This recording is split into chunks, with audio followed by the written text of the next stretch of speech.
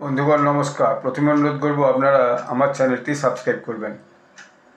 আমাদের commerce minister Piyush Goyal এখন New Zealand visit করছেন এবং তিনি তার নিউজিল্যান্ড ভিজিটের মূল উদ্দেশ্যটা হচ্ছে যে নিউজিল্যান্ডের সঙ্গে একটা ফ্রি ট্রেড এগ্রিমেন্ট করা, এবং যেখানে তিনি ওখানকার যে কমার্স মিনিস্টার টড ম্যাকক্লে তার সঙ্গে কথাবার্তা বলবেন, এবং সেখানে তিনি পৌঁছে গেছেন।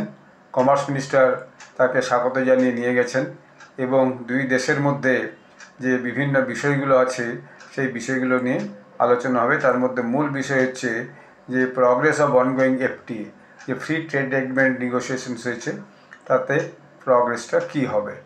এবং তিনি পীযূষ গোয়েল পৌঁছাবার পর ওখান থেকে একটা টুইটও করেছেন। সেই টুইটটা হচ্ছে, আমি আপনাদেরকে বলছি সেই টুইটটা যদিও তিনি এক্স হ্যান্ডেলে করেছেন, এবং সেখানে তিনি লিখেছেন, delighted to be in New Zealand to review the progress of the ongoing FTA negotiation. Grateful to my good friend and counterpart Todd McClay for the warm welcome. Together we look forward to expecting the process for a comprehensive mutual beneficial economic partnership. I will also meet industry leaders along with investors to explore new avenues for collaboration and investment between our two countries. অর্থাৎ সেখানে যে তিনি যে ইনভেস্টার্সরা আছেন, অর্থাৎ বড় বড় বিজনেসম্যানরা আছেন, তাদের সঙ্গে মিট করবেন। সরকারের যে এই কমার্স মিনিস্টার তার সঙ্গে মিটিং করে যে ফ্রি ট্রেড এগ্রিমেন্টের যে প্রগ্রেসটা, অর্থাৎ কতটা উন্নতি হয়েছে সেটাকে তিনি দুজনে মিলে পর্যালোচনা করবেন, এবং আরও নতুন নতুন এভিনিউজ কী আছে সেইগুলোকে নিয়ে দুজনে পর্যালোচনা করে এবং সেখানে বিভিন্ন সিদ্ধান্ত নেবেন।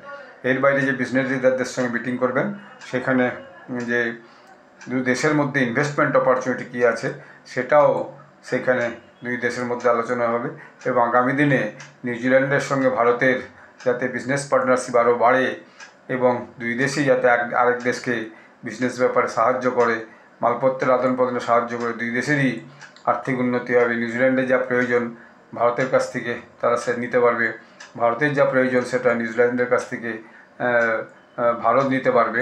এইরকম একটা পরিস্থিতি তৈরি করে এবং আরও জিনিসটাকে অ্যাক্সেলারেট করার জন্য তিনি এই মুহূর্তে নিউজিল্যান্ড ভিজিট করেছেন।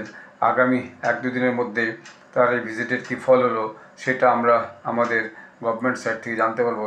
তখন সময় সুযোগ হলে আমি সেটা আপনাদেরকে জানাবো। ধন্যবাদ।